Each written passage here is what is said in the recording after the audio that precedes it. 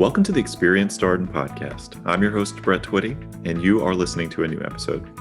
On this episode of the podcast, I'm excited to feature my recent conversation with Megan Nash. Megan is a first-year student in our full-time MBA class of 2022, and she is also a founder. We invited Megan on the podcast to talk a little bit more about her background, how she decided to pursue an MBA, as well as her venture, Rayna. I think you're really going to enjoy this conversation. So without further ado, here's my interview with Megan Nash. Megan, welcome to the podcast. Thank you. It's great to be here. First and foremost, how are you doing? I'm doing well, all things considered. I feel fortunate here in Virginia to have access to so much outdoor space. And now that I'm in Q4, Darden Core is in the rear view mirror, I have much more time to explore it. So I feel fortunate. Yeah, I've been hearing that from some of the current students who've come on the podcast, that they've been taking advantage of the great outdoors in your backyard there in the Charlottesville metro. Have you picked up any hobbies, pastimes here in the midst of the pandemic? Yeah, when I was back at home in California, I was learning Brazilian Jiu-Jitsu actually from my husband is a brown belt, I think. And that was my new quarantine activity. I'm very athletic. I used to be an athlete in college and I love to learn new things. So during quarantine, that was perfect. Just the two of us, we were in the garage, figuring out this new martial art.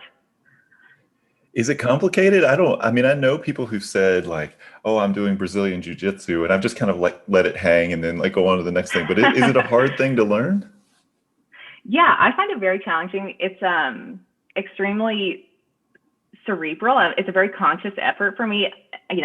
At some point it will become easier and I'll get into that flow state. But at this point, it takes me a lot of brain power to think about the movements and the specific chokes or passes, guard passes that you need to do, because you have to be very aware of each of your limbs and what they're doing, and they're moving independently and very quickly while your partner is also reacting.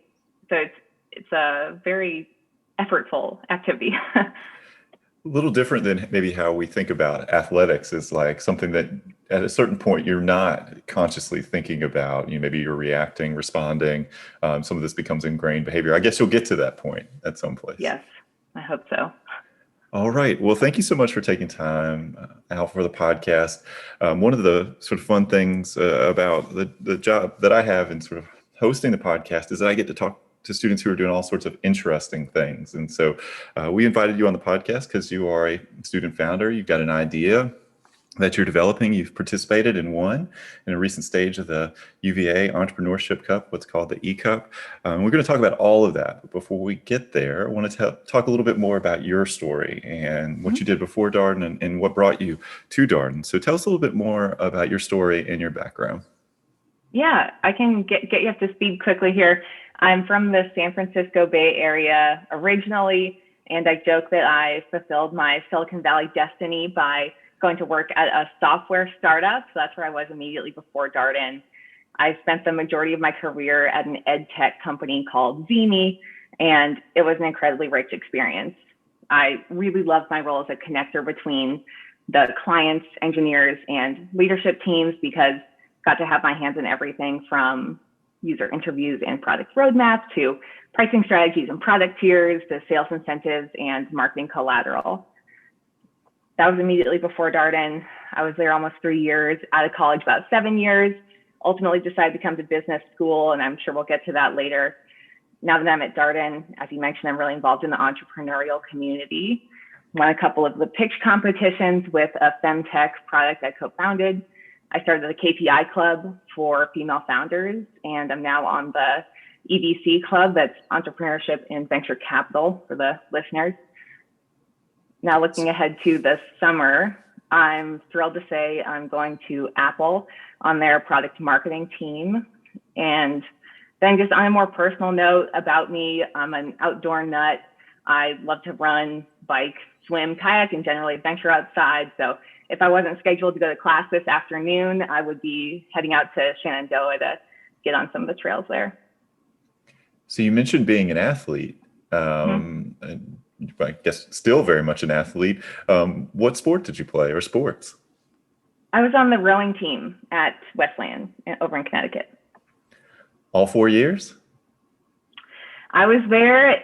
That's a little bit of the story. I rowed my first 2 years. My junior year, I was actually studying abroad and then took a little time off and then decided not to row when I got back my senior year and focused on other things. That is an intense sport, though. It takes a lot of dedication. Obviously, a very physical sport. What attracted you to rowing? Rowing stole me away from my high school sport was soccer. And on a whim, I went to a learn to row camp when I was a junior in high school with a friend. And I completely fell in love with it. I thought it was the ultimate team sport because you can, nobody in the boat, I rowed in eights, nobody in the boat is going to succeed unless everyone succeeds, and you have to do it together. And then just the challenge of it. It's like one person learning the perfect golf swing. That's one thing. But when you row, all 8 of you have to perfect the perfect golf swing, and then you have to do it synchronously.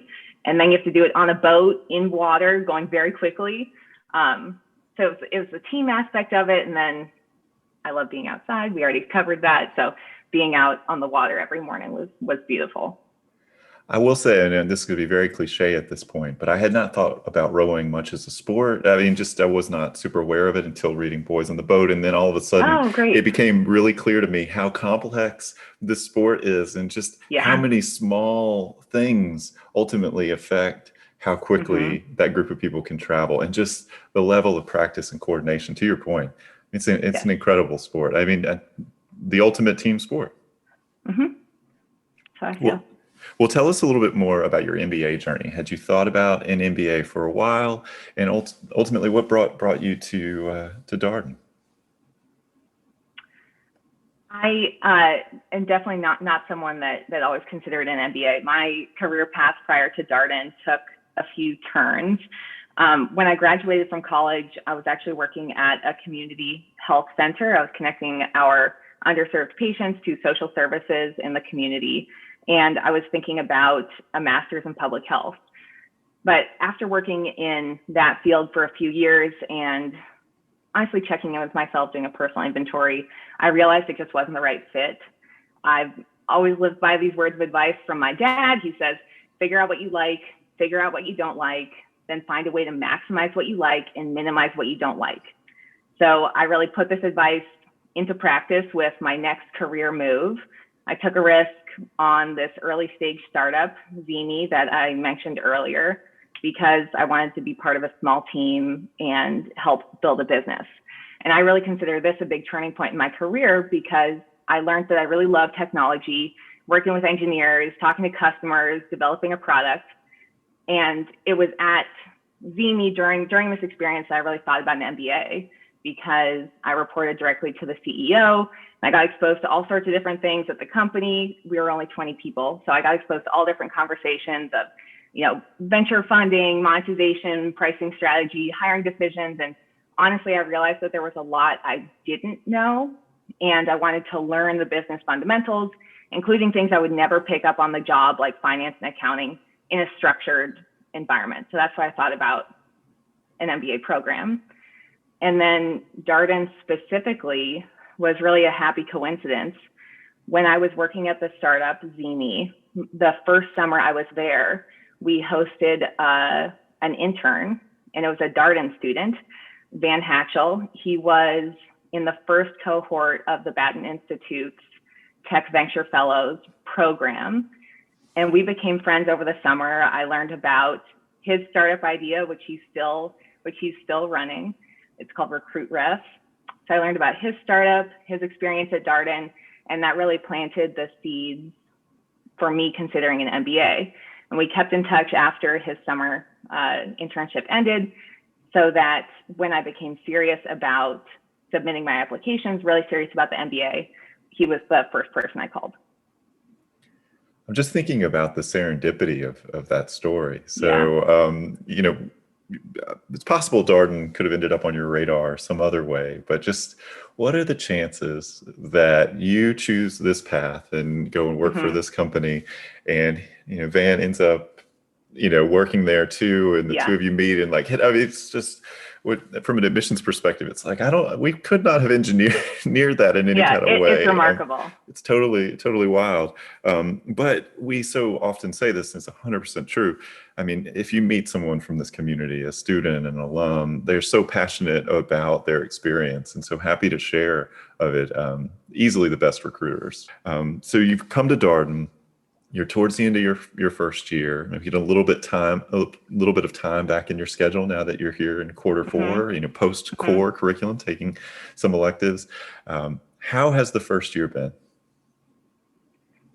It's been amazing. I can't believe how much has happened. It feels like an extreme like period of growth for me personally and professionally that I just couldn't get outside of this community. I've been stretched to learn things I have never touched before. I mentioned finance and accounting earlier, but operations and marketing in a really structured way, getting up to speed very quickly with a classroom of very, very smart, intimidating peers has been, it's challenged me to gain more confidence speaking among a classroom of peers that are objectively intimidating because they're so accomplished. And I think that's been really beneficial for my personal growth. Is it something you thought about before coming to Darden, the fact that it is a participatory experience and you would, be expected to show up and contribute and, add to the conversation?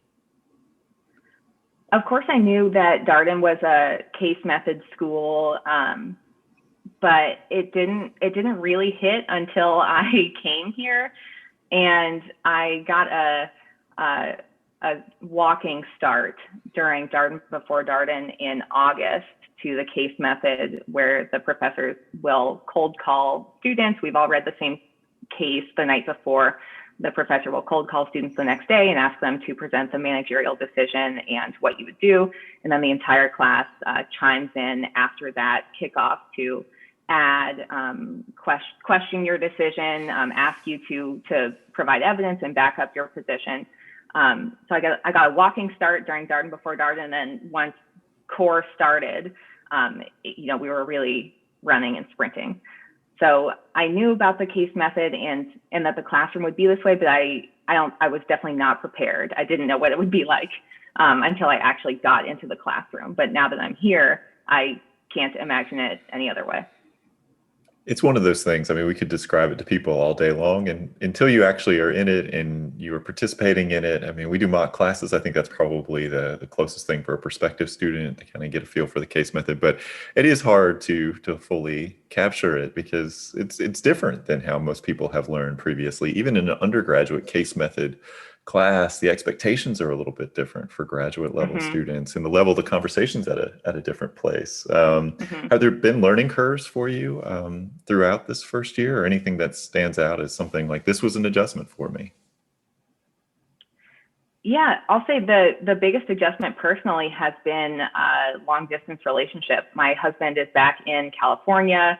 I'll be back there over the summer and then after graduation. But until then, we're doing the California, Virginia time zone difference. And in some ways, it's been great to establish myself in the community here. I've made wonderful friends. And I think being on my own has helped that. But it's also challenging to be far away from someone I've had at my side for the past decade. Well, I know you're likely looking forward to the summer and being back home, so to speak, right? You mentioned being from the Bay Area, and yeah. What attracted you to that role at Apple? I had, as you know, have experience in a small, scrappy startup environment where we were just trying to find product market fit. For the summer, I was really looking for an opportunity to be at one of the big tech companies, but one that I really believed in, and work on products that had found product market fit and are now growing like crazy. So it was the switch to a bigger scale tech company with established products, and then Apple specifically, honestly, because I wanted to learn the recipe for success. I'm struck by Apple's track record of innovation that actually benefits people's lives and really being at the forefront of technology. Well, let's talk a little bit more about your entrepreneurial journey. I'm curious, did you come to business school with the idea that you wanted to, pursue a venture, to do something along the lines of sort of entrepreneurship? Yes, I assumed at some point I would get involved in the entrepreneurial community and do my own thing, but I didn't know it would happen so fast. And that turning point really came when I participated in the Startup Academy. This is a program that Batten puts on in August before Darden classes start for students that are interested in entrepreneurship. And Damon DeVito, he's a professor at Darden, all around, rock star community member here.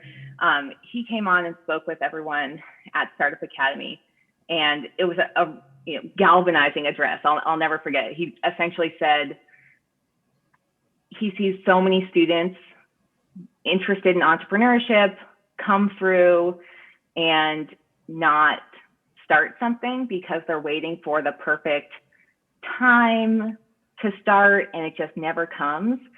And the reality is we won't let our classmates down. We won't let our learning team members down by not, doing your case summary when it's assigned to you. We won't let our professors down, but the reality is that you will let yourself down by not starting your venture. And he encouraged all of us to start now and not wait. So I did. It was in August that I really consider Rayna's founding. It's me and my best friend turned co-founder, Katie, and our friend Max, that sat down and said, let's do it now. There's so many resources at Darden we can take advantage of. So we've had 3 conversations about entrepreneurship here recently. All 3 people have mentioned Damon DeVito. Mm-hmm. And it's incredible. I mean, here I am thinking, it's like this podcast host. I've got to get this person on the podcast. Like, his name has been invoked 3 times as being tremendously influential in people's decisions to pursue their venture, how they've chosen to pursue their venture. It sounds like an incredible person. So tell us a little bit more about your idea. Yeah, I'd love to. And there's 2 words that are going to catch your attention: pubic hair. So I wanted to get that out of the way for you and your listeners now. The product I'm working on we call it the Rayna trimmer. It's a pubic hair trimmer designed specifically for women. The insight was really that research shows almost all women groom their pubic hair, but according to my surveys, only 10% are satisfied with their current product or service. And that seems to be because products on the market now promote hair removal and leave women with razor irritation, hot wax burns, and painful ingrowns. So at Rayna, my co-founders and I, were developing a product that will solve these problems by offering a solution that's trimming. So it cuts the hair at a different angle so that it can't grow down and be an ingrown. It glides above the skin so it doesn't cause irritation. So I'm sure you considered many ideas as possible directions to go as a aspiring entrepreneur. What attracted you to this particular problem and this particular idea? Honestly, because Katie and I have been talking about it for so long, over 10 years. Katie and I met on a study abroad program in the Turks and Caicos, which sounds much more glamorous than it was. We were doing marine biology research on a tiny island. Fresh water was very limited, so we were taking showers at the saltwater shower or in the ocean, and still wanted to shave our legs and groom our pubic hair. So that's where our friendship started, and we decided that was a problem we wanted to solve because we have been experiencing it for so long. And we're not alone. Almost all women groom their pubic hair. Most of the time they trim, but still only 10% are satisfied. So it felt like a problem that we could solve because we're so familiar with the problem. and one that would have a big impact on a lot of people. So you've mentioned Startup Academy. I know you've been in the eCup. What are some of the Darden resources that have been helpful to you as you've pursued this idea? And maybe tell us a little bit more about how you, like, the steps that you've taken along your entrepreneurial journey here. Yeah, I so definitely started with the Startup Academy, and Damon encouraging everyone on the call to start. So that's really when I started. Then the next step was the Entrepreneurship and Venture Capital Club did a fall pitch competition that I entered, and ended up being a finalist along with 4 other women. And that was a big step because it kind of catapulted me and Rayna into the community. It gave us a lot of exposure, and frankly led to people cold messaging me, just reaching out saying, hey, I want to help, or I know this person you should talk to. And that was huge. I can't, I keep encouraging everyone to do the pitch competitions, to get their idea out there, because you may not know what you're going to get out of it, but once you put yourself out there, good things will come to you. And that's certainly what I found with that first EVC pitch night. And since then, I've done a couple of the eCup competitions. Did the VC boot camp over break. So these are all Darden organized things. And I would be remiss if I didn't take the opportunity to thank Madeline Taylor and MJ Toms for organizing these events and the eCup competitions, as well as Jason Brewster organizes the venture launch lunch, where you essentially come with an ask. So that's a great way to build community. And David Tubies runs the startup seminar. So I've gotten involved in all of these things in the community. And then also Robin Swift is at the Darden Institute, and she's been a wonderful support, especially in the Bay Area, where I'm going back to. So all around, the longer I'm at Darden, the more I feel embedded in the community, and really that everybody wants me to succeed. And I'm actively putting myself out there and getting rewarded by the community.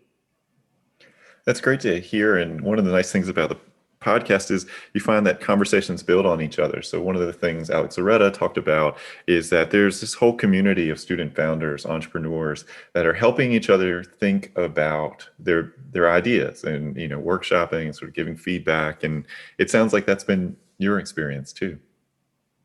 Yes. And I've also intentionally built that community among the female founders here. I started a group called the KPI Club. Damon DeVito is actually our mentor. And essentially the goal of the club is to bring these female founders together. Every 2 weeks, we review the progress we've made from the past meeting and set KPIs for the next meeting. And this type of accountability has the effect of supporting each other, because many of us are first year students. So we're going through the same or similar challenges with Darden Core. Many of us also recruited. So it's supportive, but it holds us accountable. My roommate actually is Jing Shu. Her venture is Kobuchi, it's coffee kombucha. So if she says at one meeting, hey, my KPI is I'm going to get 3 coffee shop owners to talk to me, and at the next meeting she hasn't mentioned that, I'll remember that and I'll ask her about it and hold her accountable in that way. So where do things stand with Rayna right now? We obviously, you first landed on my radar because I always eagerly await the eCup results and to see how Darden students fared and who made it to the finals and maybe who won. And I wonder how things are going. Very well. We're at a stage now, we're deep in product development. We recently hired an undergrad, UVA undergrad engineering, fantastic, Chris Dauber, to make some prototypes for us. And we've been able to get these prototypes in front of potential users to give us feedback about what they like and don't like about different handle shapes, for example. So we have what we think is an MVP design mocked up in CAD. We've got it 3D printed, and our next step is to move forward in the manufacturing process. And this is another example of, again, the UVA community giving back. I've got a UVA alum who's an entrepreneur, introducing me to his manufacturer in China and helping us through this process. And it's all of our first times. So the next big step for us is manufacturing. Megan, I'm reacting to the fact that it sounds like your story, things are coming together really quickly. I mean, I've talked to a lot of different people and sort of where they are, but the fact that y'all are this close to manufacturing and actually getting end user feedback about it, I mean, that's incredible. It's less than a year from when you first participated in Startup Academy, if I'm counting correctly. Yes, it's a fast pace, and I credit that the KPI Club has been incredible. Every 2 weeks, having some rock that you can move, just something to move the business forward every 2 weeks is critical, because before I had this KPI Club to hold me accountable and really find measurable goals, I would feel like I was doing a lot of work because I was spending a lot of time doing research or thinking about it, but I wasn't really moving the business forward in any measurable way. So I think I've been able to progress so quickly, in part because I'm a team of, one of three. I have co-founders, and also in part because I'm using the KPIs every 2 weeks to do something, something that I can do, even though I'm in core, even though I was recruiting, to move the business forward. So we've been talking about entrepreneurship on the podcast for a while, certainly a number of student interviews recently, and Elizabeth Blankenship was on talking about her business, and Damon DeVito told her to do the hardest thing first, to start with that. And I'm wondering, on your entrepreneurial journey, how did you get started? I think that's always an interesting thing. Like, where did you start? Did you start with the hardest thing, or did you start somewhere else?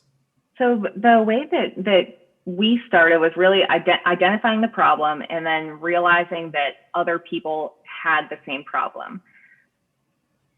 Katie, Max, and I, those are my co-founders, none of us have engineering experience. And I think that if we had let that hold us back, we never would have started if we thought that we shouldn't do it because we don't have engineering experience. So we knew that was going to be the hardest part because it's a capability that our team doesn't have, but we didn't let that stop us. We validated the problem through customer research. We conducted surveys. Over 200 women responded to tell us about their pubic hair grooming habits. We have over 50 people volunteering to be beta testers and participate in our feedback group. So we co-created the product with our potential customers as a first step, second step, I guess, after validating the problem. And the hardest part will be manufacturing, I think. I'll let you know. But we couldn't let that stop us. Was it easy to find an engineering partner, somebody to sort of work with you on the design elements of it? At UVA, yes, it was easy. This is exactly how it went. I sent a text to Alex Zaretta, the master connector, and I said, "Hey, Alex, I need to do this. Like, do you know anyone?" And he responded in about 30 seconds with Chris's name, and that was it. Wow. Okay. Yes, I would say he's a master connector. I mean, his whole idea of Zalenth is essentially helping people develop meaningful connections, more meaningful than your typical social media enabled connection. So, yeah, there you go. So it sounds also like you just had this like swell of feedback and 200 people getting back to you, 50 users. I mean, and it also sounds like that came together really quickly. Yeah, and we're building a list of or a wait list for pre-orders of the Rayna trimmer. So if anyone listening is interested in a pre-order, they can go to shoprayna.com and fill out our form, because that's helping us to understand the demand for the product. And yeah, I credit receiving all the feedback. I ask for it explicitly, and I'm very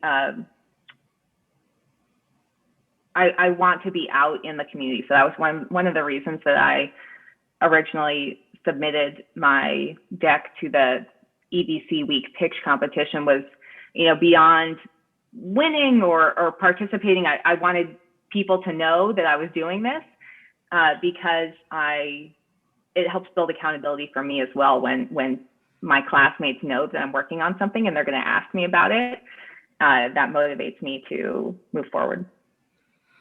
So much of what I've heard you talk about aligns with this kind of effectuation model of entrepreneurship and method of entrepreneurship that's in practice here at Darden, right? You got your end users involved and you asked people for feedback and you sort of brought them into the process as you work towards a minimally viable product. Mm-hmm. Yes, absolutely. And some of that I picked up kind of organically while I was working at the startup. We were building our software product as I was out talking to customers trying to sell it. And what I heard talking to customers, I would bring back to the engineering team so that we could make sure that we were building something that, actually fit the market.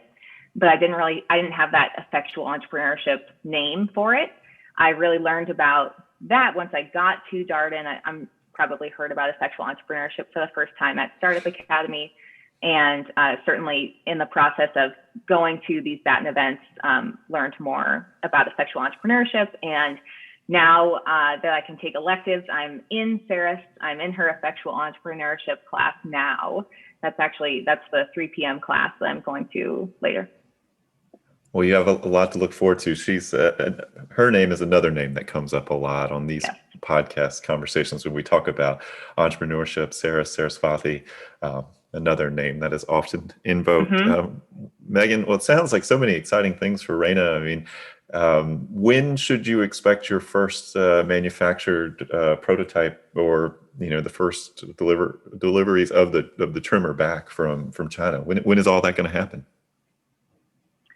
We're aiming for this summer, and if anyone's following us on Instagram, it's Rayna.trimmer, or signed up on the website for our company update or pre-orders. They'll be the first to know when our first manufacturing run is back, and we've got the first Rayna trimmers for everyone. Wow. Well, incredible. We'll have to get you back on the podcast to hear how things are going. But I wonder, that'd be great. We always close the podcast with the same sort of last question, and I wonder if there's a piece of advice that you would share, or something that you would encourage prospective students to think about as they think about Darden. I'd like to share a piece of advice that I received as before I got to Darden. Someone told me to think about exactly what I wanted to get out of my Darden experience. First half of the first year, second half of the first year, and then your second year, think about what you want to get out of it, and then literally write down some priorities for yourself. Because once you get to Darden, there's so much going on. Your friends are going to be doing so much that sounds so cool. And the reality is you just can't do all of it. So you have to hold yourself accountable to that list of priorities that you set out, and intentionally prioritize the things that are important, and intentionally deprioritize the things that aren't important. And then just really go for the things that you want to do, and be confident in your choices. I've really benefited from that strategy. While I've been at school, I prioritized my venture, recruiting for my summer internship, and connections with people getting involved in the entrepreneurial community. That's not to say I didn't care about my classes. I certainly did, but you have to have priorities. And on the entrepreneurial front, I'd encourage prospective students to be bold, take a risk, don't wait. You'll hear from Damon in Startup Academy probably, but you can get that message from me first.